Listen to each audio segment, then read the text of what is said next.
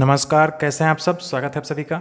यह video Bihar board NCERT class 9th के सामाजिक विज्ञान विषय के अंतर्गत इतिहास की दुनिया अर्थात हिस्ट्री विषय पर है, जिसमें आज हम लोग अध्याय 2 अमेरिकी स्वतंत्रता संग्राम के अभ्यास प्रश्नों का हल करने वाले हैं। तो चलते हैं अध्याय पर। तो आप देख सकते हैं, यह है आपका अध्याय अमेरिकी स्वतंत्रता संग्राम, जिसका अध्ययन आपने पिछले वीडियो में कर चुका था। आज हम लोग इस अध्याय के अभ्यास प्रश्नों का हल करने वाले हैं। ठीक है, तो आप मेरे साथ अंत तक बने रहें। चलते हैं इसके पहले प्रश्न पर। पहला प्रश्न है वस्तुनिष्ठ प्रश्न, जिसमें 4 ऑप्शन है, किसी एक को आपको सही करना है। ठीक, अमेरिका की राजधानी कहाँ है? तो अमेरिका की राजधानी है वाशिंगटन डीसी। ठीक है। अगला प्रश्न है कॉमन सेंस की रचना किसने की थी? तो आपने पीछे पढ़ा है कि कॉमन सेंस नामक जो पुस्तक था उसको टॉमस पेन ने लिखा था। ठीक है। अगला प्रश्न है आपका स्टाम्प एक्ट किस वर्ष पारित हुआ था? तो देखिए, स्टाम्प एक्ट जो है यह 1765 ईस्वी में पारित हुआ था। इंग्लैंड के प्रधानमंत्री ग्रेनविले ने इसे पारित किया था, क्योंकि इंग्लैंड जो है उसको सप्तवर्षीय युद्ध में बहुत ज़्यादा आर्थिक नुकसान हो गया था। ठीक, उसी का भरपाई करने के लिए यह एक्ट लागू किया था। अगला प्रश्न है 4 नंबर, अमेरिकी स्वतंत्रता संग्राम में अंग्रेजों का सेनापति कौन था? तो देखिए, अमेरिकी स्वतंत्रता संग्राम में अंग्रेजों का सेनापति जो था वह कॉर्नवालिस था। ठीक, अमेरिका का सेनापति था वाशिंगटन, लेकिन अंग्रेजों का सेनापति था कॉर्नवालिस। ठीक है, आप इसको ध्यान में रखेंगे, यहाँ पे किताब में नहीं है, अंदर में। ठीक, आपका अगला प्रश्न है 5 नंबर, अमेरिका का संविधान कब लागू हुआ? तो इसका सही उत्तर होगा 1789। ठीक, 1789 में संविधान लागू हुआ और संविधान बनकर तैयार हुआ 1787 में। ठीक है। चलिए, अगला प्रश्न है 6 नंबर, विश्व में प्रथम लिखित संविधान किस देश में लागू हुआ? तो विश्व में सर्वप्रथम लिखित संविधान जो था वह अमेरिका में ही लागू हुआ था। ठीक है। अगला प्रश्न है आपका 7 नंबर, कि किस संधि के द्वारा अमेरिकी स्वतंत्रता संग्राम को मान्यता मिली? इसका सही उत्तर होगा पेरिस की संधि। ठीक, यह कब हुआ था? तो यह हुआ था 3 फरवरी 1783 को हुआ था। ठीक, 1783 को। इसी के बाद अमेरिका के जो स्वतंत्रता संग्राम था उसको मान्यता मिल गया, यानी अमेरिका एक नया देश के रूप में उसको मान्यता मिल गया। ठीक, हालांकि अमेरिका जो है वह अपने आप को स्वतंत्र घोषित कर दिया था 4 जुलाई 1776 को ही। ठीक, फिलाडेल्फिया में जो दूसरी बार जो लोग 13वें उपनिवेश के लोग जो बैठे थे, ठीक, तो 4 जुलाई 1776 को ही वे लोग अपने आप को स्वतंत्र घोषित कर दिए थे। लेकिन पेरिस की संधि हुआ 3 फरवरी 1783 को। इसके बाद अमेरिका पूर्ण रूप से स्वतंत्र हो गया, ठीक, अंग्रेजों से। अगला प्रश्न है आपका 8 नंबर, अमेरिकी स्वतंत्रता में अमेरिका का सेनापति कौन था? तो देखिए, अमेरिकी स्वतंत्रता में अमेरिका का सेनापति था वाशिंगटन। ठीक है, आप तो पढ़े हुए हैं पीछे इसको। चलते हैं अगले प्रश्न पर। अगला प्रश्न है 9 नंबर, अमेरिका के प्रथम राष्ट्रपति कौन थे? तो प्रथम राष्ट्रपति जॉर्ज वाशिंगटन बने। ठीक है। अगला प्रश्न है कि सप्तवर्षीय युद्ध किन 2 देशों के बीच हुआ था? तो इसमें ब्रिटेन और फ्रांस के बीच में हुआ था सप्तवर्षीय युद्ध। कब से कब हुआ था? 1756 से 1763 ईस्वी तक हुआ था। 7 वर्षों तक युद्ध चला था इन दोनों में।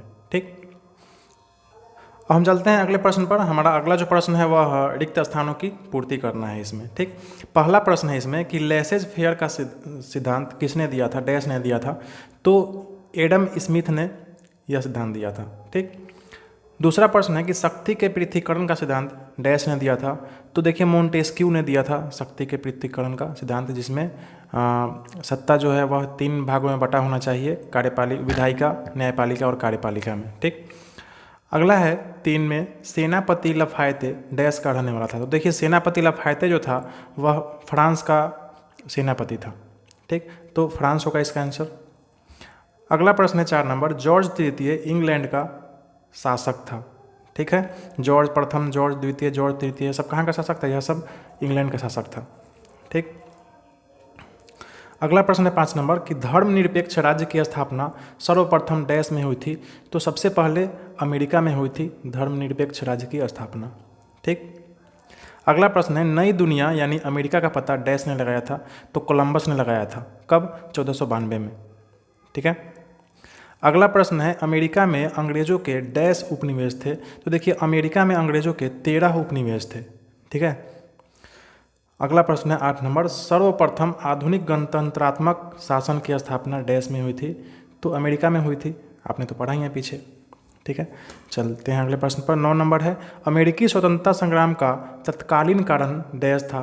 तो देखिए, तत्कालीन कारण जो था वह बोस्टन टी पार्टी था, है ना, बोस्टन चाय पार्टी, जो कब हुआ था? 1973 में हुआ था। अगला प्रश्न है 10 नंबर, राइट्स ऑफ मैन की रचना डैश ने की थी। तो देखिए राइट्स ऑफ मैन की रचना थॉमस पेन ने की थी, टॉमस पेन ने। ठीक है, यहाँ पे किताब में नहीं है लेकिन आप इसको लिख ले, टॉमस पेन ने की थी। ठीक, चलिए अब हम चलते हैं अगले प्रश्न पर। इस 3 नंबर प्रश्न में आपको सही या गलत कथन का चुनाव करना है और टिक लगाना है कौन सही है कौन गलत है। प्रथम प्रश्न है, प्रथम जो है कथन, जॉर्ज वाशिंगटन अमेरिका के प्रथम प्रधानमंत्री थे, है ना। तो यह गलत होगा क्योंकि वह प्रधानमंत्री नहीं थे, वह क्या थे, वह राष्ट्रपति थे। ठीक, अगला प्रश्न है, अमेरिका यूरोप महादेश में स्थित है। यह भी गलत है क्योंकि अमेरिका किस महादेश में है, अमेरिका उत्तरी अमेरिका महादेश में है। ठीक, अगला प्रश्न है 3 नंबर, अमेरिकी स्वतंत्रता संग्राम के दौरान स्वाधीनता के पुत्र एवं पुत्री नामक संगठन का निर्माण हुआ था। सही बात है ना, आपने पीछे पढ़ा है। 4 नंबर प्रश्न है कि अमेरिका की खोज कोलंबस ने नहीं किया था। गलत है क्योंकि अमेरिका की खोज किसने किया था, कोलंबस नहीं किया था। ठीक, चलते हैं आगे। देखिए अगला प्रश्न है 5 नंबर, अमेरिका स्वतंत्रता संग्राम में फ्रांस ने इंग्लैंड का साथ दिया था। यह गलत होगा क्योंकि फ्रांस ने किसका साथ दिया था, फ्रांस ने अमेरिका का साथ दिया था, इंग्लैंड का साथ नहीं दिया था। अगला प्रश्न है, अमेरिका स्वतंत्रता का घोषणा पत्र जेफरसन ने तैयार किया था। सही बात है ना, जेफरसन ने ही तैयार किया था अमेरिकी स्वतंत्रता का घोषणा पत्र। ठीक, अगला है 7 नंबर, स्टाम्प एक्ट ग्रेनविले के समय पारित हुआ था। यह भी सही है। उस समय इंग्लैंड का प्रधानमंत्री कौन था, ग्रेनविले था, और उसी समय यह जो एक्ट था स्टाम्प एक्ट पारित हुआ था। ठीक, अब चलिए हम चलते हैं अगले प्रश्न पर। अगला प्रश्न जो है 4 नंबर, इसमें 10 शब्दों में उत्तर देना है। यानी आपको यह जो 5 टॉपिक दिया हुआ है, 5 टर्म दिया हुआ है, ठीक है, शब्द है, इसको आपको छोटे वाक्य में, जरूरी नहीं है सिर्फ 10 ही हो, 7, 8, 10, 15, 20 तक आप क्या करें, इसको एक पूर्ण वाक्य में आप इसको लिखें इस शब्द के बारे में। चलिए पहला है गणतंत्र। गणतंत्र में आप लिख सकते हैं ऐसा तंत्र जिसमें राष्ट्र का प्रमुख वहाँ के जनता द्वारा चुना जाता हो। ठीक, 2 नंबर है मौलिक अधिकार, यानी किसी व्यक्ति के जीवन के लिए आवश्यक अधिकार क्या कहलाता है, मौलिक अधिकार कहलाता है। 3 नंबर है मताधिकार। मताधिकार का मतलब होता है मत देकर सरकार चुनने का अधिकार। ठीक है। चौथा है उपनिवेश। इसका अर्थ होता है कि किसी शक्तिशाली राष्ट्र द्वारा किसी कमजोर राष्ट्र में बस्ती बनाना तथा उस पर शासन करना। 5वां है राजतंत्र, यानी ऐसा शासन जिसमें सारी सत्ता किसी एक राजा के हाथ में हो, उसको क्या कहते हैं, हम राजतंत्र कहते हैं। ठीक, तो आपको आशा है समझ में आ गया होगा यह वाला प्रश्न। अब चलते हैं अगले प्रश्न पर। 5 नंबर जो प्रश्न है यह लघु उत्तरीय प्रश्न में, इसमें आपको क्या करना है, छोटे छोटे आंसर में आपको इसका आंसर देना है। 5 को प्रश्न है। चलिए पहला प्रश्न है, अमेरिका या नई दुनिया की खोज क्यों हुई। तो इसके उत्तर में आप लिख सकते हैं क्योंकि यूरोपीय देश अन्य देशों में पहुंचने के लिए नए नए व्यापारिक मार्गों का पता लगाना चाहते थे ताकि उनकी अर्थव्यवस्था, व्यापार एवं वाणिज्य समृद्ध हो सके। ठीक, दूसरा प्रश्न है, नई दुनिया की खोज इंग्लैंड के लिए वरदान साबित हुआ कैसे। तो नई दुनिया की खोज इंग्लैंड के लिए वरदान साबित हुआ क्योंकि वह पूरी दुनिया से कटा हुआ था और वहाँ संसाधनों की अपार संभावनाएं थी जिसका उपयोग इंग्लैंड अपने देश की उन्नति के लिए करना चाह रहा था। ठीक, देखिए अगला प्रश्न है 3 नंबर कि मुक्त व्यापार के सिद्धांत ने उपनिवेशवासियों को क्रांति के लिए प्रेरित किया कैसे। तो इसके उत्तर में आप लिखेंगे कि क्योंकि अंग्रेजों द्वारा अमेरिकी उपनिवेशवासियों पर विभिन्न प्रकार के कर लगाकर उनका आर्थिक शोषण किया जा रहा था, अतः एडम स्मिथ के लेसेस फेयर यानी मुक्त व्यापार के सिद्धांत ने उपनिवेशवासियों को क्रांति के लिए प्रेरित किया। ठीक, अगला प्रश्न 4 नंबर, अमेरिकी स्वतंत्रता संग्राम ने फ्रांस पर भी प्रभाव डाला कैसे। तो देखिए अमेरिकी स्वतंत्रता संग्राम ने फ्रांस को भी प्रभावित किया। इस संग्राम में लफायते के नेतृत्व में फ्रांसीसी सैनिकों ने भी भाग लिया था और अमेरिका के स्वतंत्रता में सहयोग किया था। अतः जब वे स्वदेश लौटे यानी अपने देश लौटे तो अपने निरंकुश राजतंत्र के प्रति भी जनता को जागरूक करने का प्रयास किया। ठीक, अगला प्रश्न है 5 नंबर, क्या अमेरिकी स्वतंत्रता संग्राम के परिणामों ने औपनिवेशिक विश्व को प्रभावित किया। तो हाँ बिल्कुल किया। तो इसके उत्तर में आप लिखेंगे कि हाँ, अमेरिकी स्वतंत्रता संग्राम के परिणामों ने औपनिवेशिक विश्व को प्रभावित किया और लोगों को अंग्रेजी हुकूमत के खिलाफ आवाज़ उठाने का साहस प्रदान किया। इसी विचार से फ्रांस की राजक्रांति हुई। हमारे अपने भारत देश में भी अंग्रेजों के खिलाफ आवाज़ उठाने के लिए बल मिला और हमारा देश भी आज़ाद हुआ। ठीक, चलिए अब चलते हैं अगले प्रश्न पर। अगला प्रश्न है आपका 4 नंबर, दीर्घोत्तरीय प्रश्न। इस चारों का आंसर आपको थोड़ा लंबा में देना है। पहला प्रश्न है, अमेरिकी स्वतंत्रता संग्राम के 3 प्रमुख कारणों की विवेचना कीजिए। ठीक, तो आप 3 प्रमुख कारण में लिखेंगे। पहला कारण लिखेंगे कि सप्तवर्षीय युद्ध में इंग्लैंड को काफ़ी आर्थिक क्षति हुई थी, जिसकी क्षतिपूर्ति के लिए तत्कालीन प्रधानमंत्री ग्रेनविले ने 1765 ईस्वी में अमेरिकी उपनिवेशवासियों पर स्टैम्प एक्ट थोप दिया था, जिससे उनका आर्थिक शोषण हो रहा था। दूसरे बिंदु में लिखेंगे कि इंग्लैंड के तत्कालीन शासक जॉर्ज तृतीय ने सत्ता संभालते ही अमेरिकी उपनिवेश के प्रति निरंकुश नीति अपनाने लगे। उनके नीतियों के कारण उपनिवेश में व्यापक विरोध की भावना जाग उठी। ठीक, अगले बिंदु में लिखेंगे कि 1773 ईस्वी में एक चाय कानून द्वारा ईस्ट इंडिया कंपनी को भारत से सीधे अमेरिका चाय भेजने का अधिकार प्रदान किया गया। ठीक, जब चाय से लदा हुआ जहाज अमेरिका के बोस्टन बंदरगाह पर पहुंचा तो वहां के कुछ क्रांतिकारियों ने चाय की सभी पेटियां समुद्र में फेंक दी। इस घटना को बोस्टन टी पार्टी के नाम से जाना जाता है। इस घटना के बाद ब्रिटिश सरकार ने बोस्टन बंदरगाह को सील कर दिया। वहां पर व्यापारिक प्रतिबंध लगा दिया, जिससे अमेरिकी उपनिवेशों में विद्रोह की आग धधक उठी। ठीक, चलिए अगला प्रश्न है 2 नंबर, लोकतांत्रिक स्तर पर अमेरिकी संग्राम ने विश्व को कैसे प्रभावित किया।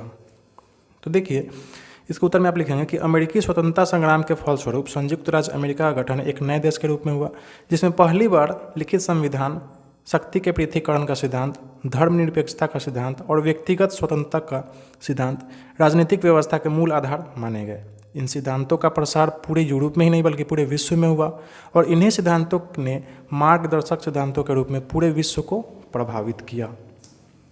ठीक है, अगला प्रश्न है 3 नंबर कि अमेरिकी स्वतंत्रता संग्राम के परिणामों की आलोचनात्मक परीक्षण करें। यानी अमेरिका स्वतंत्रता संग्राम का जो परिणाम हुआ उसका आलोचनात्मक परीक्षण करना है आपको। ठीक, वह किस प्रकार से बुरा था यह बताना है।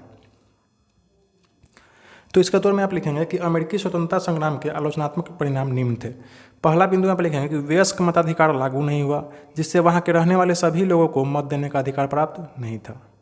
दूसरे बिंदु में लिखेंगे कि स्त्रियों को मताधिकार से वंचित रखा गया, जो गलत था क्योंकि समाज में स्त्रियों तथा पुरुषों का समान योगदान होता है।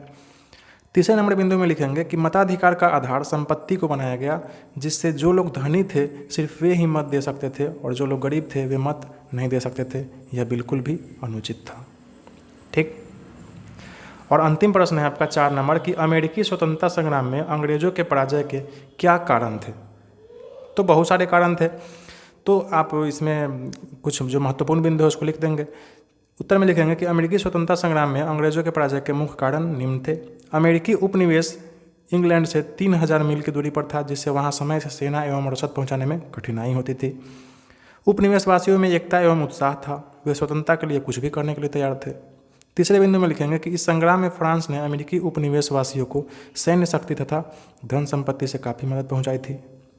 और चौथे बिंदु में लिखेंगे कि अमेरिका के पास जॉर्ज वाशिंगटन जैसा सुयोग्य नेता था, जिसने बड़े धैर्य, साहस एवं कुशलता के साथ अंग्रेजी सेना को पराजित किया। ठीक, तो देखिए इस तरह से आपने इस पूरे अभ्यास प्रश्नों को एक एक करके हल कर लिया। यह वीडियो आपको कैसा लगा आप हमें कमेंट करके जरूर बताएं। अच्छा लगा तो कृपया वीडियो को लाइक करें, मेरे चैनल को सब्सक्राइब करें, अपने दोस्तों को जरूर शेयर करें। थैंक यू, पढ़ते रहें, खुश रहें।